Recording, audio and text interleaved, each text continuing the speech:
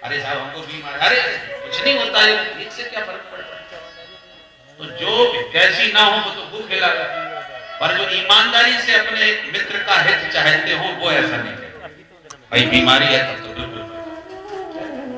ऐसी जो सच्चे हितैषी मित्र होते हैं वो प्रशंसा बहुत ज्यादा मुंह पर नहीं करते, अनुमोदन कर दिया, किसी ने बहुत प्रशंसा करी, अनुमोदन कर दिया, मुंह पर तारीफ, वो पीछे तारीफ करते हैं, अरे उनका क्या कहना।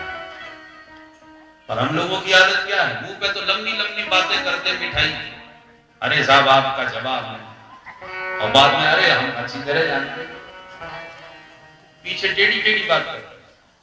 नीतिकार कहते हैं परोक्षे कार्य हंतारम प्रत्यक्षे प्रिय वादनम वर्जे तादृशम मित्रम विषकुंभम पयोमुखम। ऐसे मित्रों को त्याग देना चाहिए जो मुंह पर बहुत मीठी तारीफ करें और पीछे तुम्हारी काट करें। इसलिए निंदा करनी है कोई तो मुंह पर करो, गलत या कोई व्यवहार देख रहे हो तो उसके मुंह पे बता दो तुमने ये गलत किया, और प्रशंसा करना है तो पीछे करो। हम लोग उसके गलत कार्यों को पीछे पीछे करते हैं, वो हम जानते हैं। तो दोषों को पीछे पीछे बताते हैं और प्रशंसा मुंह पे करते हैं। तो इसलिए प्रशंसा का कुपथ्य बहुत खतरनाक होता है। यदि आपको लगने लगे कि हमारे भीतर अहंकार जग रहा है तो भूल के भी अपनी प्रशंसा मत सुनो, कोई करे तो तुरंत रोक दो, बस बहुत हो गया, तभी बच पाओगे इस बीमारी से। नहीं तो ये अहंकार है ना, किसी को नहीं छोड़ता है। खुजली जैसी बीमारी है, खुजली खुजाने में तो बड़ी अच्छी लगती है, परंतु है तो बीमारी। खुजली खुजाने में चाहे जितनी अच्छी लगती हो, परंतु बीमारी है, दवा लोगे तो ठीक है, नहीं तो फैल जाएगी पूरे शरीर में, परेशान हो जाओगे, खुजलाते खुजलाते कितना आनंद लोगे। ऐसे ही अभिमान जितना बढ़ता जाएगा आप उतने परेशान हो जाओगे। इसलिए भलाई इसी में तो उसका इलाज करो। बीमारी तो बीमारी है, पर बीमारी को बीमारी के रूप में देखोगे तब बच पाओगे।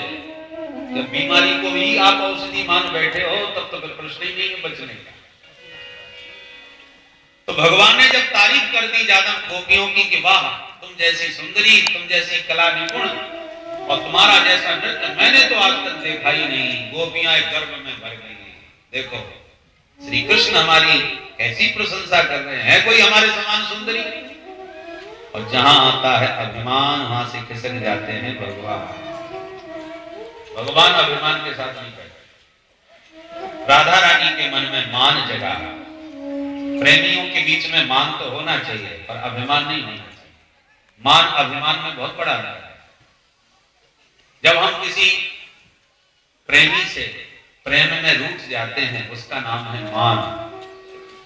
और मान किससे किया जाता है, जिससे हम अपने प्रेम का अधिकार मानते हो, अपनत्व मानते हो, ये हमारे हैं।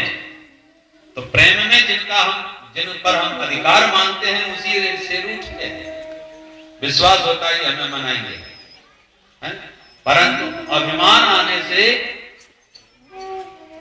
प्रेम क्षीण होता है, मान आने से प्रेम बढ़ जाता है। बोलो राधे राधे।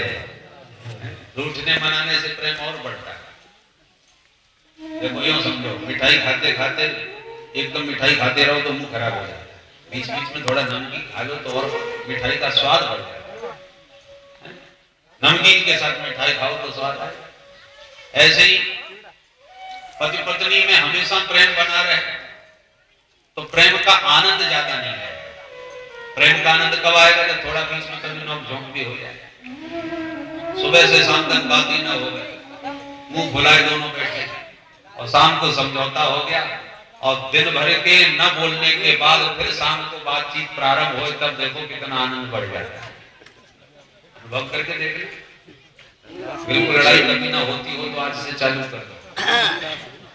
पर मान की लड़ाई होना चाहिए, अभिमान की नहीं। अभिमान की लड़ाई में टकराव पैदा हो जाता है, हम तुमसे कम नहीं। और मान की जो लड़ाई होती है ना, वो रूठने मनाने वाली होती है, उसमें प्रेम और बढ़ जाता है।